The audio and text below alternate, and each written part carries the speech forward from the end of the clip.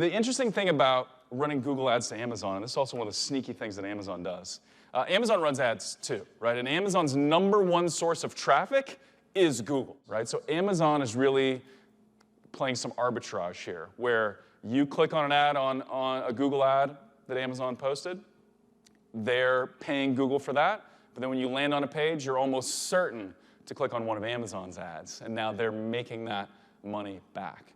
Well, hello, and welcome to another edition of the E-Commerce Evolution podcast. I'm your host, Brett Curry, CEO of OMG Commerce. And if you've been in this industry for any time at all, you've wrestled with questions like, why did this hook crush it and this hook completely flop? Or why did this ad scale to the moon and this other ad that seemingly was similar completely fizzled out? And what if you could know ahead of time if an ad was likely to work or not? And so this episode is a recording from a recent talk I gave at Ezra Firestone's Blue Ribbon Mastermind, where I talk about 7 ad tests to run before you spend money on your ads. Another way to look at this is 7 ways to supercharge any ad. It's a ton of fun. Hopefully it'll be entertaining and engaging as well. And I think whether you're running display ads, Facebook ads, YouTube ads, TikTok ads, this will apply and help make all of those better. So please enjoy my presentation on 7 ways to supercharge any ad.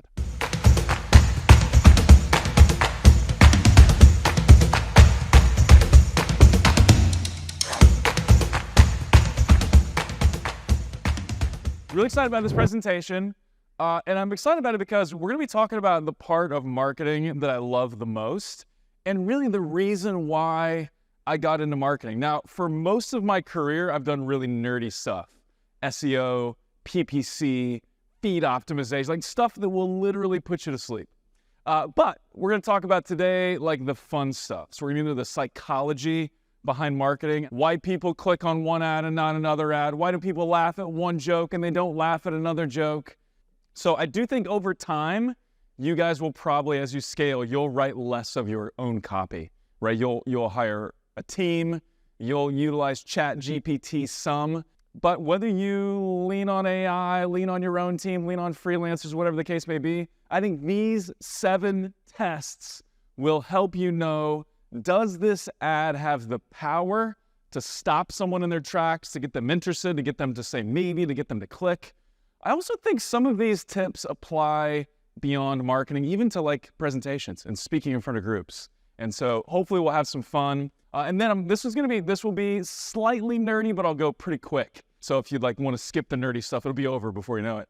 The 5 growth tips you're likely missing from Google Ads. So we'll dive into this. And also this will be a great teaser because on May 22nd, I believe May 22nd is the big day, Smart Google Ads is going to be released. I know Victor's excited, Molly's excited. So my team and I, 2 members of my team and myself, we crafted really a full Google Ads course, search, Performance Max, YouTube. We lay it all out. It's available to you as a Blue Ribbon member. So that launches on the 22nd. And this will be kind of a good precursor, warm you up, get you excited about that course. Now, I have had the privilege of working with some pretty awesome brands like Native and Boom and Overtone. And so we run all the Google, YouTube, Amazon for Boom and Overtone. We spend about $100 million a year on ads across platforms. And so I'm getting this unique perspective where I'm not writing a lot of copy either. I'm still working on strategy a little bit for some of our bigger clients, but I can see lots and lots of data. What video ads have the best view rates? What ads have the best conversion rates? What landing pages work? And I think these tests will work on landing pages as well. We do have a team of 73. We're in the top couple percent of Google ad agencies and same on Amazon. So let's get started. Test number 1, I think this is one of the most important, and this applies to videos, emails, landing pages, I think presentations, you name it. So this is the scratch out, write in test. So this is how you know your ad fails this test.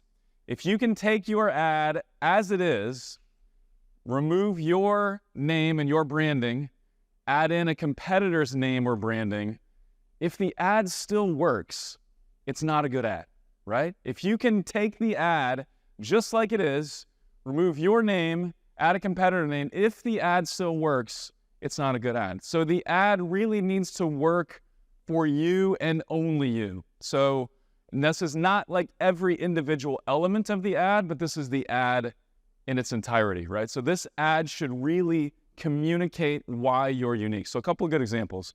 So this is Native deodorant. This is an ad that's a couple years old now, but 50,000 5-star reviews. So lots of other natural deodorant companies, especially at this time, but very few could make that claim. 50,000 5-star reviews and growing. So they had a lot of the same benefits, a lot of the same features, a lot of the same things going on, but this social proof element was really unique to them. Nobody else could claim that amount of social proof. We all know Purple Mattress, right? One of just the most iconic video ads made by the Harmon brothers. So 5 seconds. Basically, they're proving the comfort of the mattress, that it will cradle your pressure points. And the way they prove that is this 300-pound sheet of glass drops onto the mattress. Raw eggs are underneath it, and the mattress cradles the eggs. The eggs do not break. Proves the mattress is next level, right? So the whole ad is built around, this is a mattress unlike any other, right? Every other mattress fails this test. So this definitely passes the scratch out write-in test, right? Really no other mattress company, at least we're led to believe, no other mattress company could pass this test. Now here's another example. Does that ad pass the scratch out write-in test? Could another mattress company run that same ad? Could another brand like a chair company or like almost any other brand related to or product company that you sit in or feels comfortable, maybe even apparel could run this, right? Now, I will say, if that ad is used for remarketing, if it's used to remind, if it's targeting someone that we know has seen the raw egg ad and now we're just kind of reminding them and getting them back in, then maybe it's okay. So another principle that's really important is as we look at these 7 tests, we either want our ad to pass the test or there needs to be a strategic reason why it's okay that it doesn't. And so we would need to be thoughtful about why the ad doesn't pass the test. So this ad doesn't pass the test, but like I said, for remarketing or in some situations, it may be okay. All right, we're not gonna watch the video, but this is Boom. So 3 sticks is all you need. So this is the Boom Stick Trio, and essentially this will replace your whole makeup bag. Yeah, so it passes, right? Because I don't know any other brand I've never seen this before. 3 sticks to replace your whole makeup bag, 3 sticks of this unique product. And if you have those, that's all you need. So passes the scratch out write-in test. Let's talk about this one. This is the Align. This is a probiotic, gut health probiotic. So welcome to an Align gut. You got a lady relaxing in a pool. She's living in bliss here. #1 doctor recommended probiotic brand. I think this ad is maybe close, right? The headline, anybody could say that, right? You drop a line, you throw in any other probiotic brand, and you could say, welcome to the whatever, gut. Now, the #1 recommended probiotic brand by doctors, that is potentially unique. I don't know how much we believe it, but it's potentially unique, right? So what would be better is maybe to key in on that, right? That headline is sort of a throwaway headline. The graphic is sort of a throwaway graphic, in my opinion.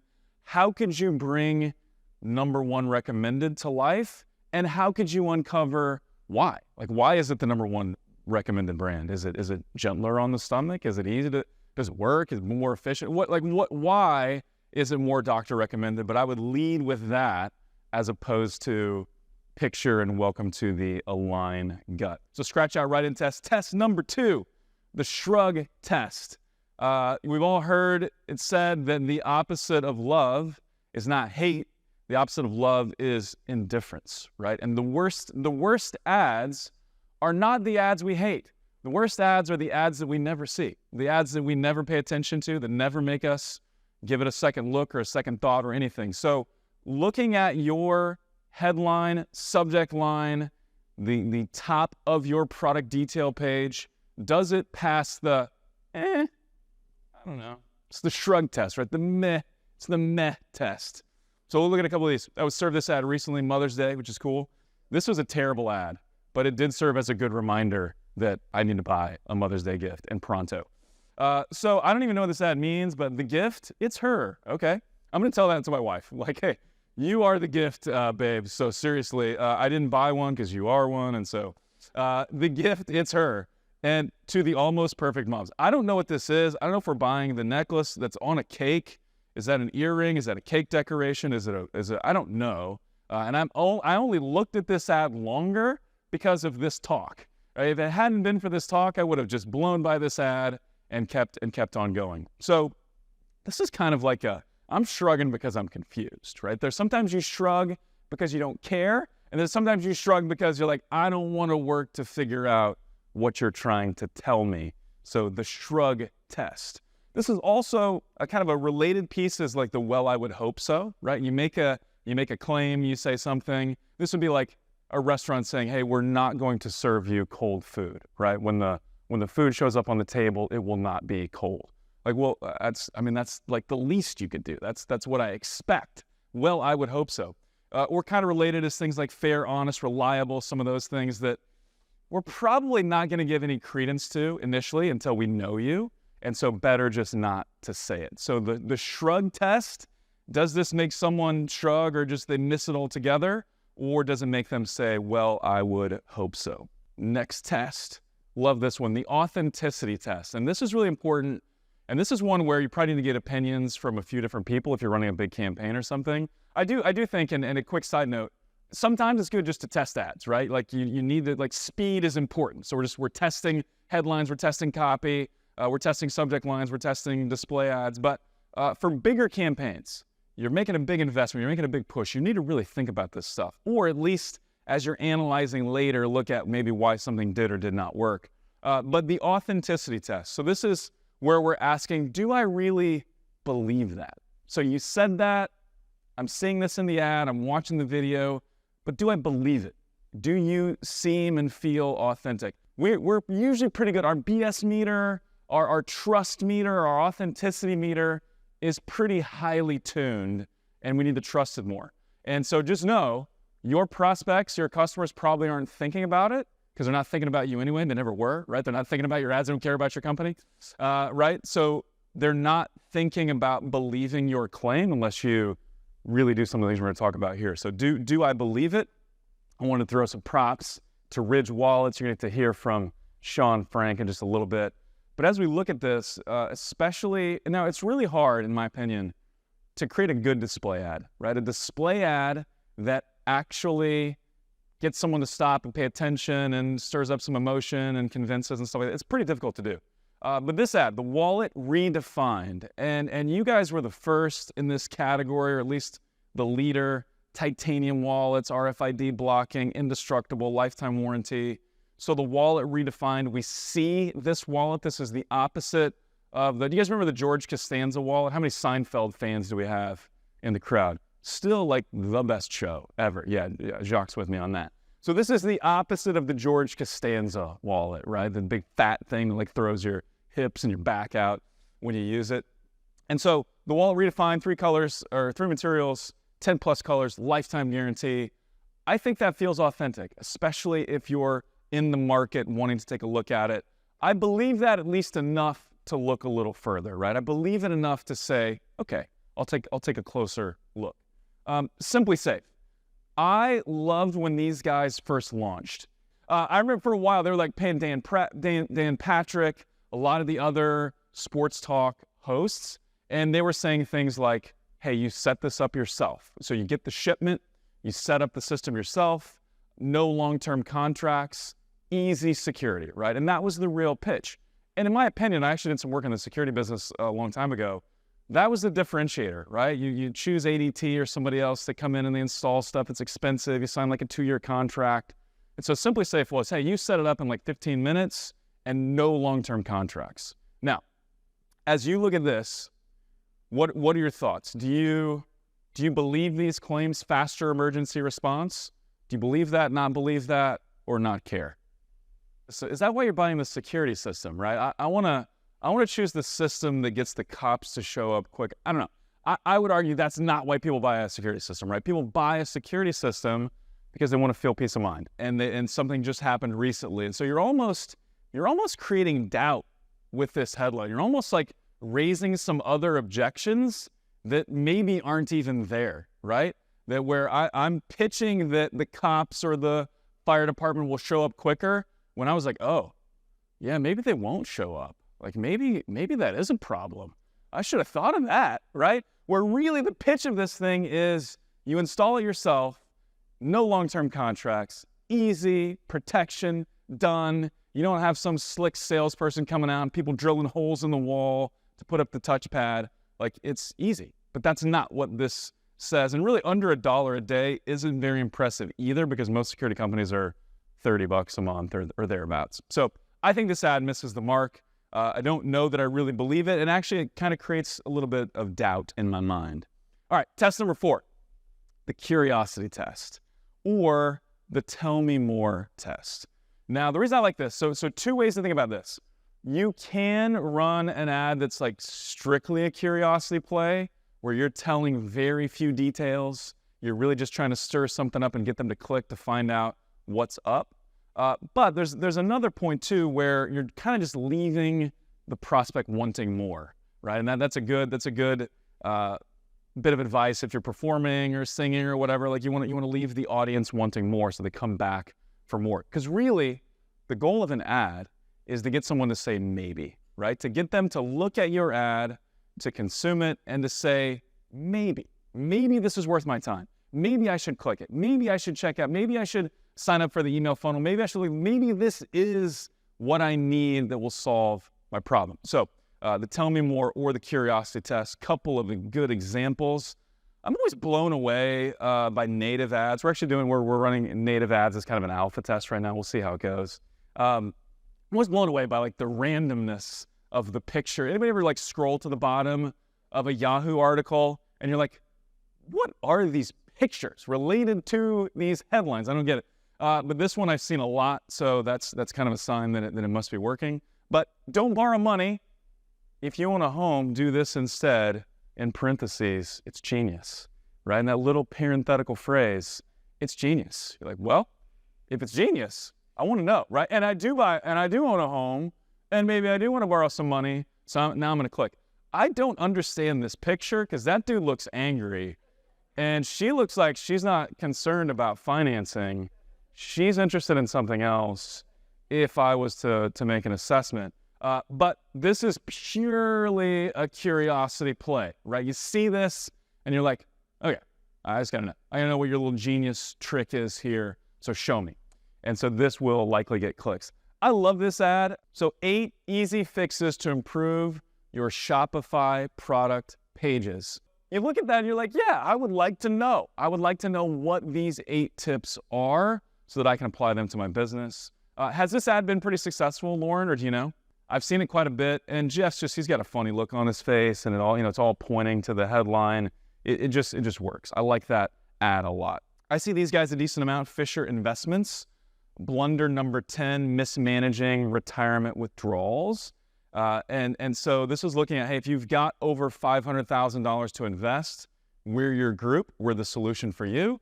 And so if you click, and I always click on good ads just to kind of see where I go from there. Their landing pages are great. You're basically just getting some free reports. And basically this is blunder number 10. What are the other blunders? What are blunders 1 through 9? What are blunders 10 through 20 if there are those blunders? So you're left with some curiosity and you want to click and you want to find out more. So passes the curiosity test. So next one. This is really important. So this is where you got to think about, hey, what are all the reasons someone says no to my product? Why do people not buy what I'm looking for? And actually, I heard a great way to discover this. Who's using post-checkout surveys or post-purchase surveys? Jeremiah has got a few people here. You can find some amazing information there. One of my favorite questions that, I can't remember who told me about this, but the question is, why did you almost not buy today? So someone purchases and you ask them, hey, why did you if you weren't going to buy, what would have kept you from buying? And you'll likely get some key objections there that you can then better overcome in your ad copy, in your videos, things like that, on your landing pages. So lingering objections, if there are still objections that are hanging out, people will not fully take action. So let's look at some examples.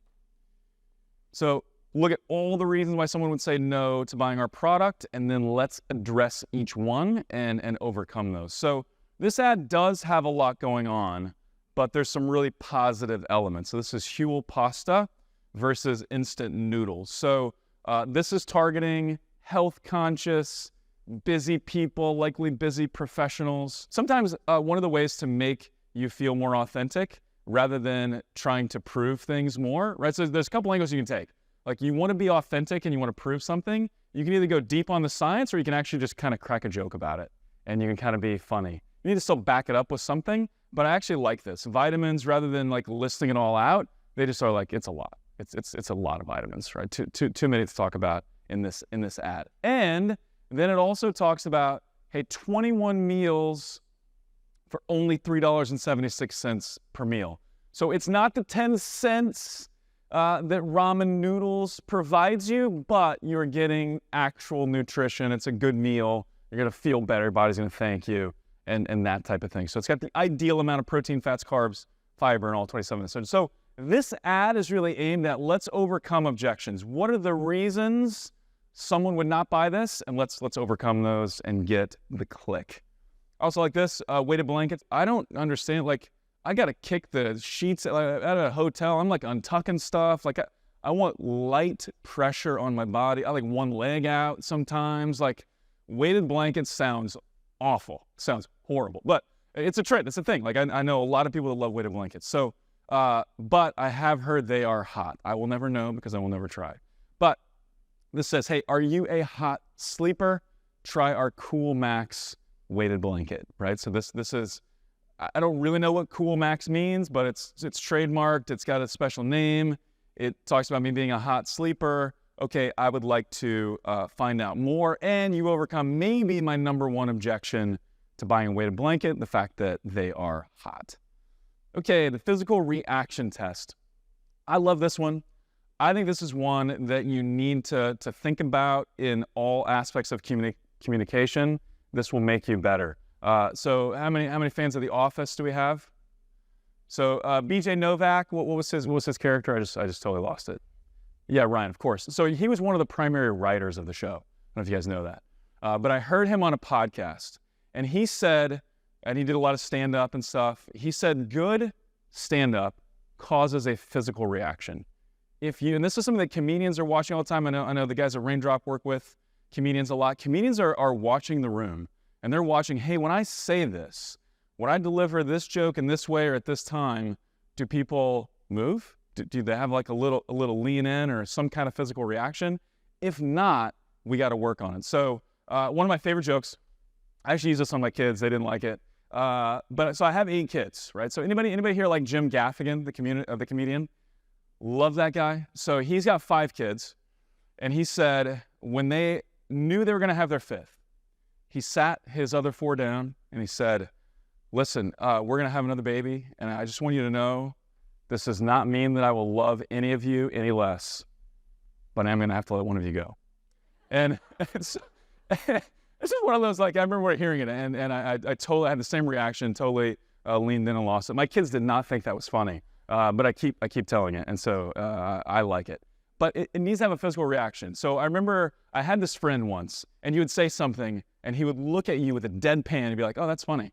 I'm like, I don't think you think it's funny, because I'm looking at you right now, and you're not reacting. You are not showing me any signs that you think this is funny. So physical reaction, a couple of examples. I knew the Raindrop guys were going to be talking a little bit. This is a Dr. Squatch commercial. Anybody seen this one? This is for the Dr. Squatch cologne ad. And so they're saying cologne ads are, I'm using an example here from Raindrop.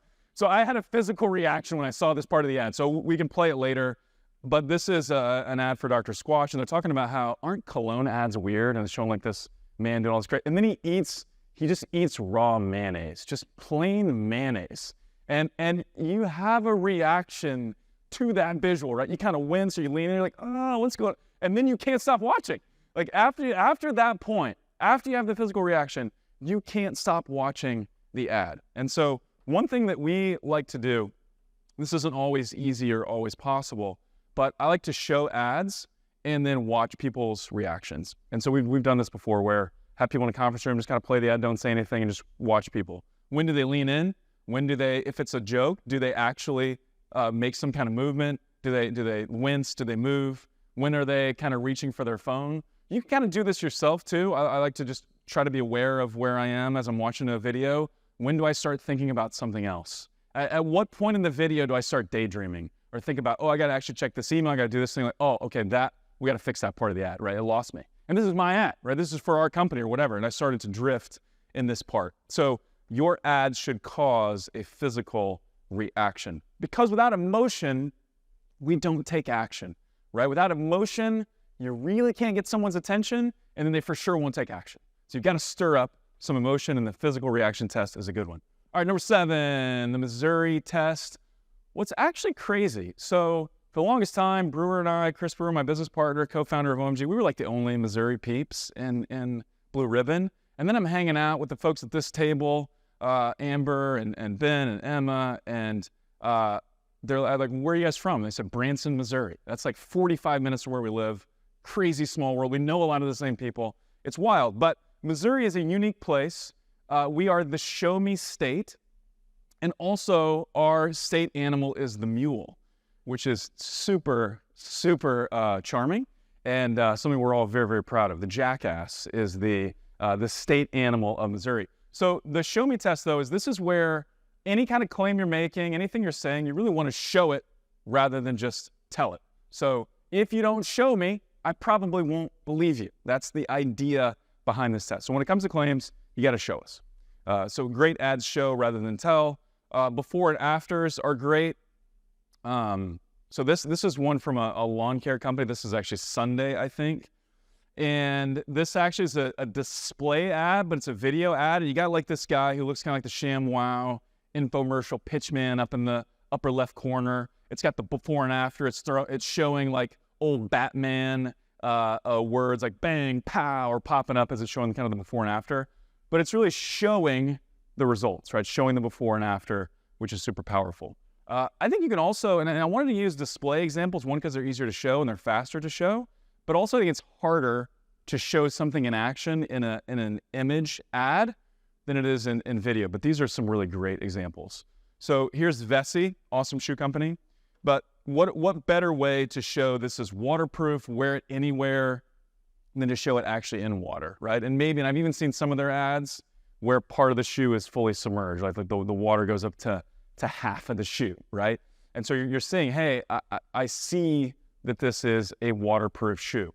I like this one too. So stuff like socks, like how do you show socks in motion? Or how do you show that you got a wide variety of socks, or how they fit, or how they look, or the fact that they're stylish?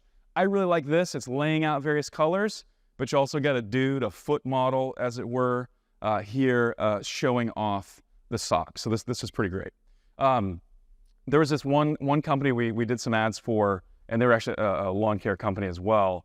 And so with this company, I was convinced that before and afters would be the winner, right? So this was another lawn care company, show the lawn before the product, show the lawn after the product. But actually that is not the image that won almost ever.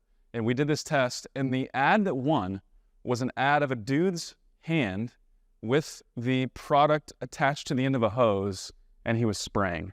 So that image worked better than before and after images almost every time. Now, I just said that before and afters are great, and I just said that showing is important.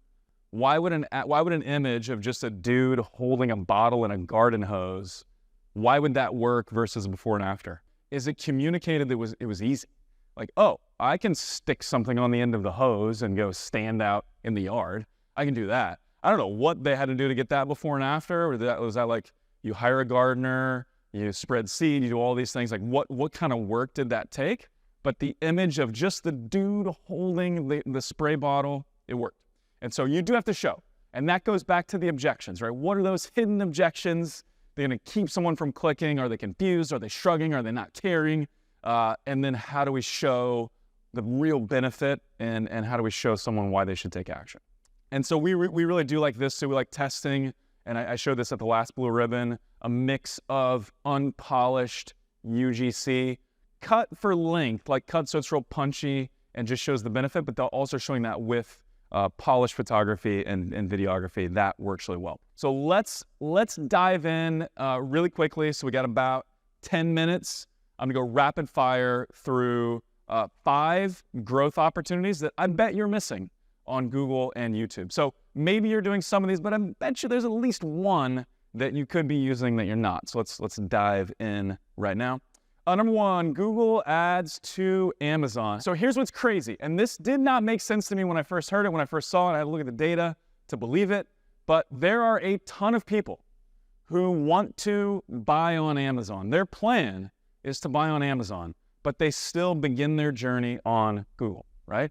And so for some people, maybe your parents, the internet starts with Google. That's where everybody starts their search. So we've looked at this now, several categories, millions of searches a month of people on Google typing keyword on Amazon, right? So bed sheets on Amazon, comforters, Amazon, water filter, Amazon, but they're starting on Google, which is crazy.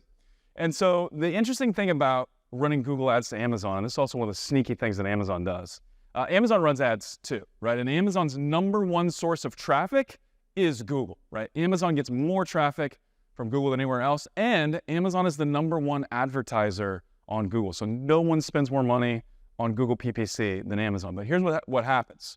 So if Amazon is running an ad for, let's say, water filters, someone's searching on Google for water filters, Amazon, you click on Amazon's ad, it leads you to a category page that is full of Amazon's ads, right?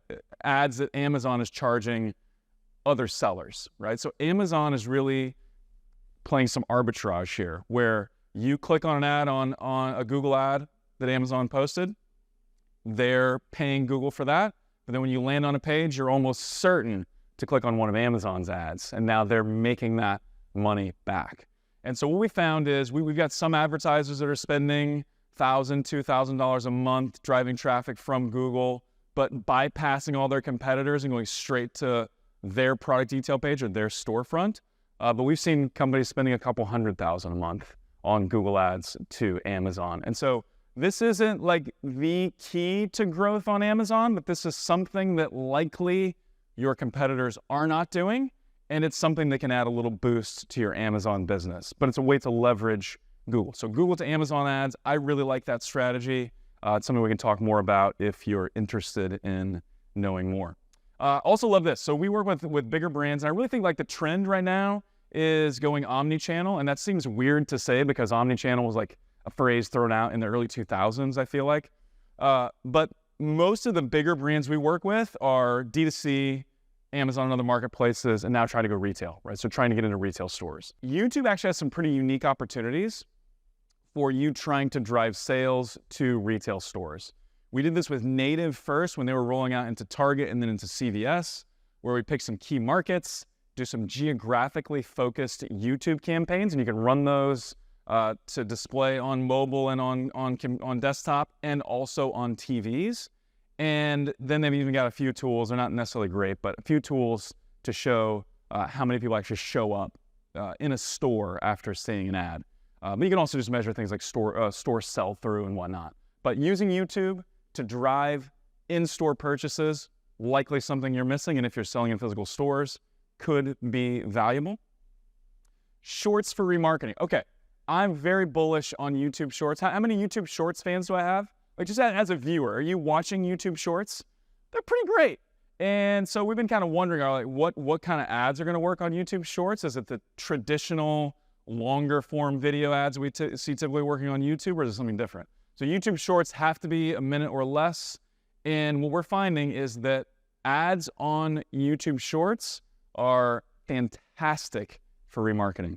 And the style of ads that are working are more like TikTok style, Instagram Reel style, a lot of influencer content. Still want to cut it up so that's really, hitting on all the high points, all the top points. But we've seen this now for a couple of bigger brands where you can't exactly target shorts, but you can kind of funnel the traffic there, and then you can see if the traffic is truly YouTube Shorts. But some of the lowest CPA campaigns we're running for bigger brands are remarketing campaigns using YouTube Shorts, mostly beating traditional YouTube when it comes to remarketing. So Shorts for remarketing, that is a winner. Discovery ads for reorder. This is something that we audit hundreds of accounts a year, and everybody's running remarketing, but almost nobody's doing it really well, and almost nobody's running good loyalty campaigns. So thinking about when should someone reorder my product, and let's run a discovery ad to get them to do that. So discovery, their display ads that show up on YouTube, Gmail, mostly just on Google properties. So really great ad inventory and usually very, very effective. So discovery ads for reorder. Let's talk about.